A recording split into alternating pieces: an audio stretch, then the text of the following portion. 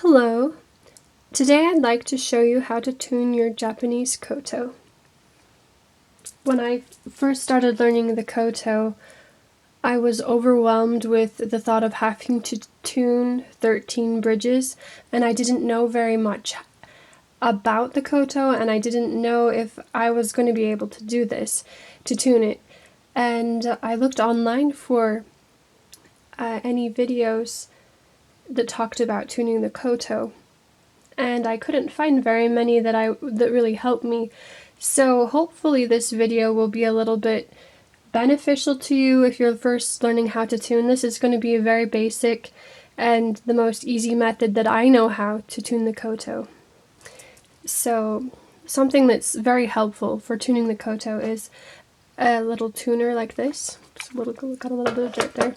So you turn the tuner on.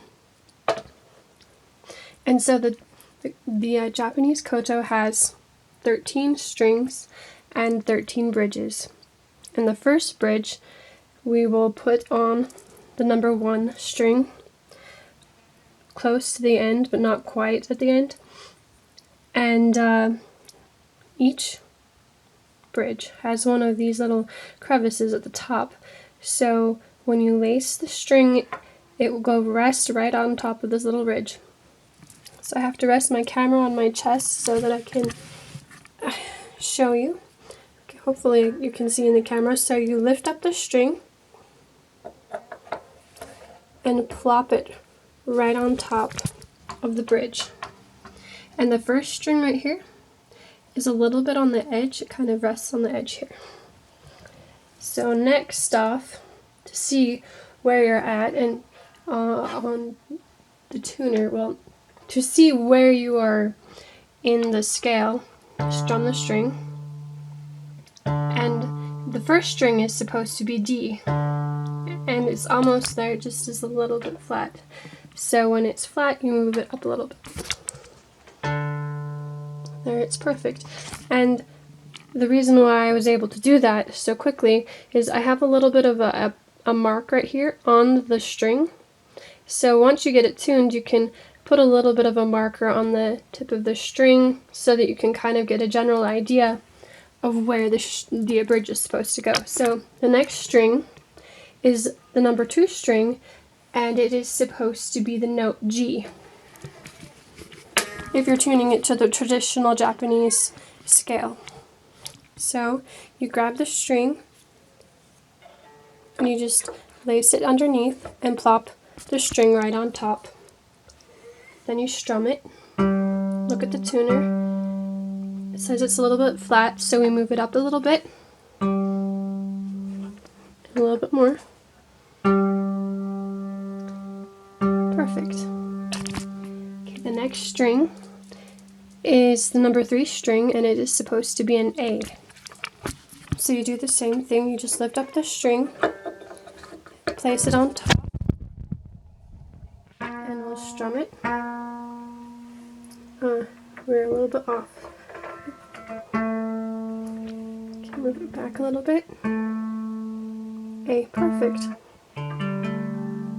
Okay. The next string is a number 4 string, and it's supposed to be a B flat. So you do the same thing. You rest the string on the top of the bridge. You strum it. It says it's a C. Move it back a little bit more. A little bit more. More. A little bit sharp. There we go. Yep. Okay, so the next string is the 5 string, and it's supposed to be a D. So you lift the string up and place it on top with the rest. And then you strum it. It's very flat, so you're going to put it up a little, move it up a little bit. It's a little bit sharp, and move it back. Still a little sharp. Perfect. So something interesting to note is that the 5 string is also is a D the same way with the number 1 note, which is a D. So once you get the number 1 string tuned, you can use the number 1 string to tune the 5 like this. Oh, ice plow just went by, a snow plow. Okay, so the next string is the number 6 string, and it is an E flat.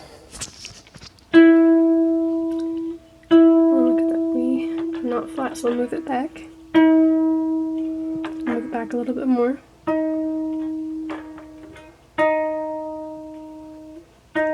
Perfect. The next string is the number 7 string, and it's a G. So you lift the string up, plop it right on top, and strum it. It's F sharp, let's go a little bit higher. Move it up. Move it up a little bit more. Move it back a bit.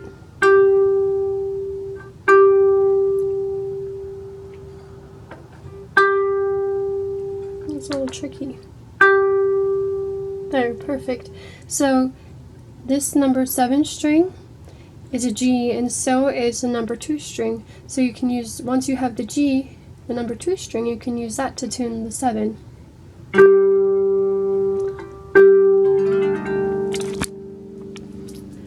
So the next string is the number 8 string, and it is an A. So place it on top. And it's very sharp. Move it back. A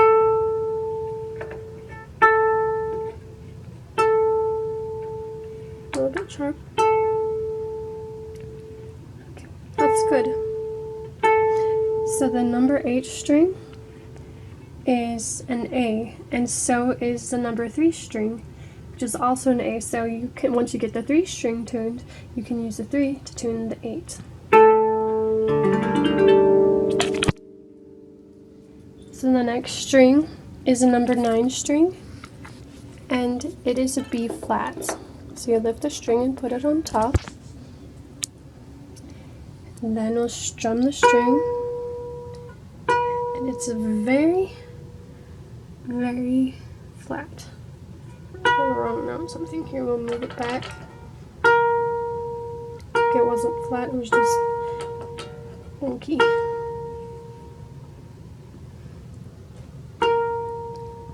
Oh, there we go. I couldn't see because of the glare. There we go. B flat. So the number 9 string is a B flat, and so is the number 4, which is also a B flat. So you could use the number 4 string to tune the number 9 string.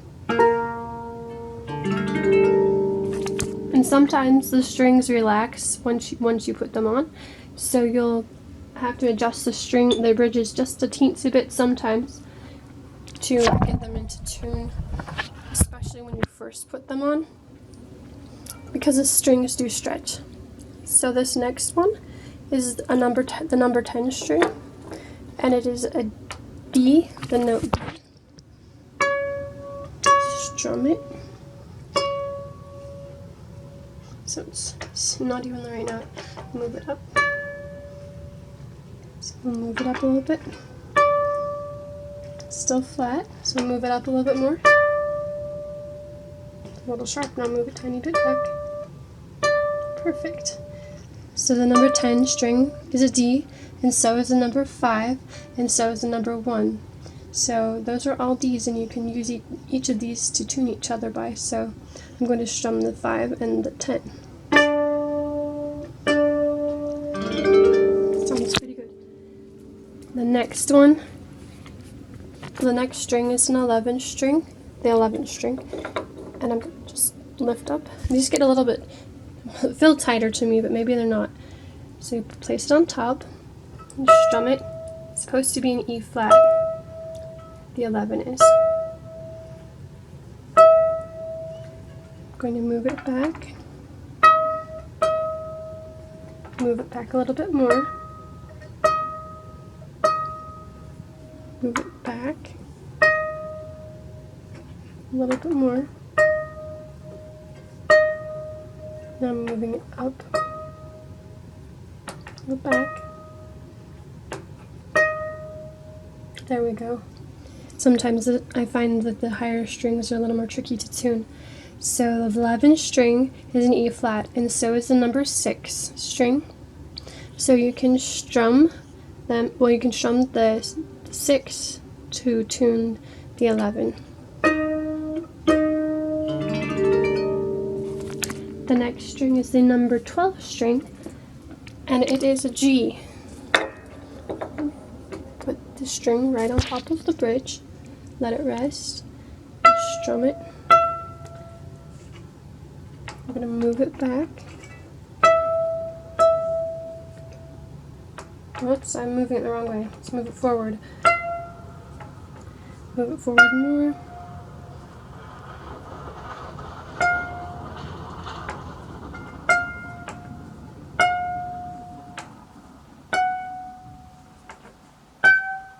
Okay, there we go. I had to move it quite a bit forward from where I put it.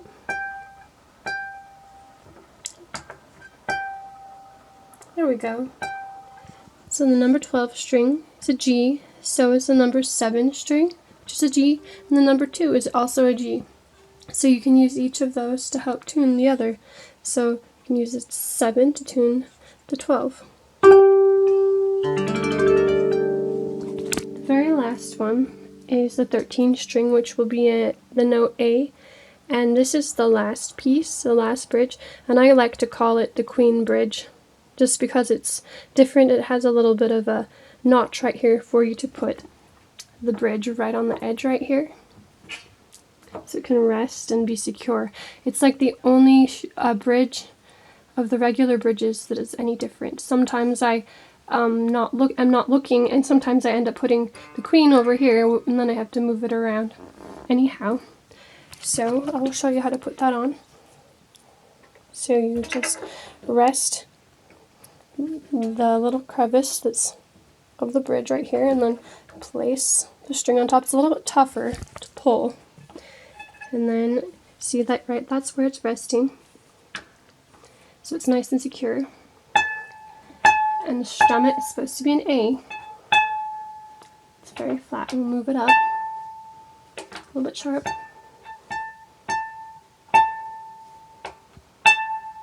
Perfect. So the 13 is an A, so is the 8, and so is the 3. Those are all A's, the note A, and you can use the 8 to tune the 13.